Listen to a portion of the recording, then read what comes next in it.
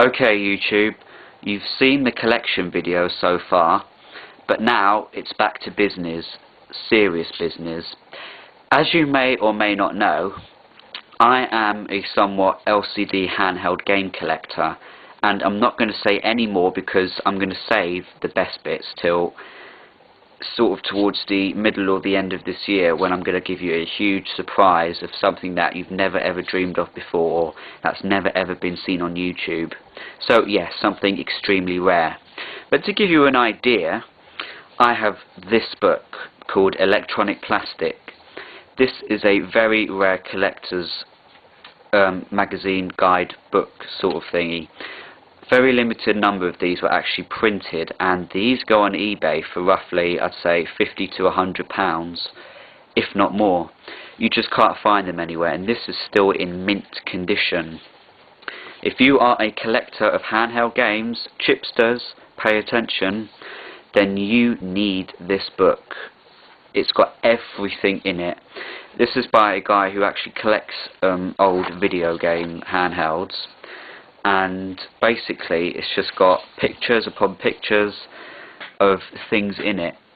Timeline there of when the video games began, the handhelds. Goes into a brief look about Pongs, etc, etc.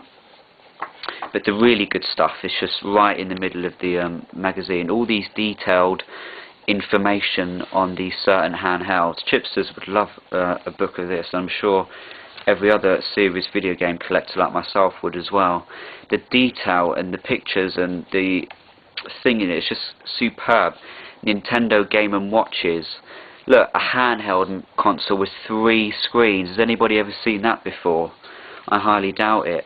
These special limited edition systems that use advanced technology for their time. What else? These are all bought into little tiny sections, if you call it that. Pac-Man. Little tabletops, I remember those. I've watched the 80s versions, adverts on the telly. This is what Games.81 has. He has one of these, and they're extremely rare to find. Another extremely rare Pac-Man clone there as well, hard to find. The well-known Microvision, Steve Benway has one, and I think Games.81 has one as well. I actually do want one of those.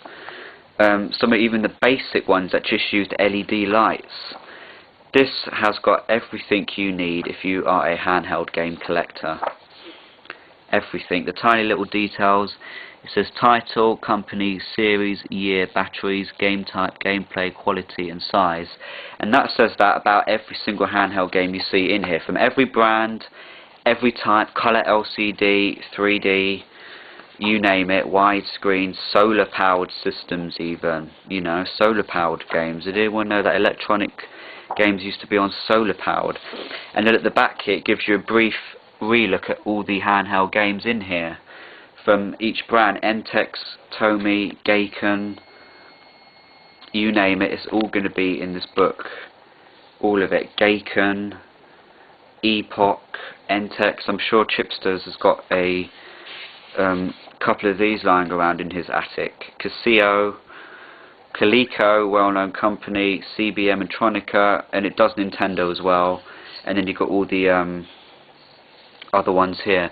And this one's an interesting one. This is called Atari Touch Me. That's also in this book, and that was made by Atari. That was their only electronic game besides the Atari Lynx that we all know about.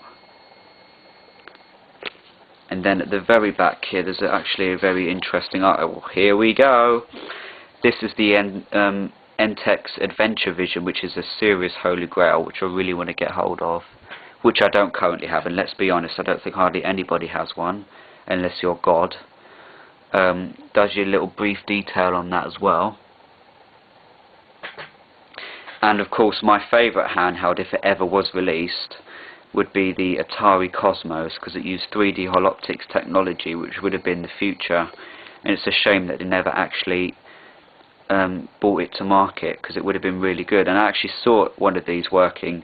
There's only 2 in the world, but there was one on eBay the other week. He was trying to sell it for $15,000, this seller.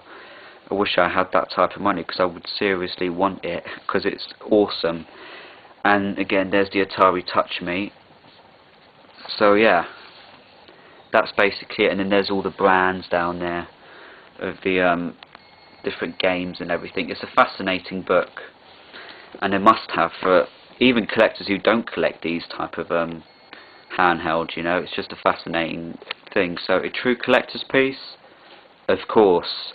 Stay tuned, subscribe, and please rate and comment. There's a lot more to come, so until then, goodbye.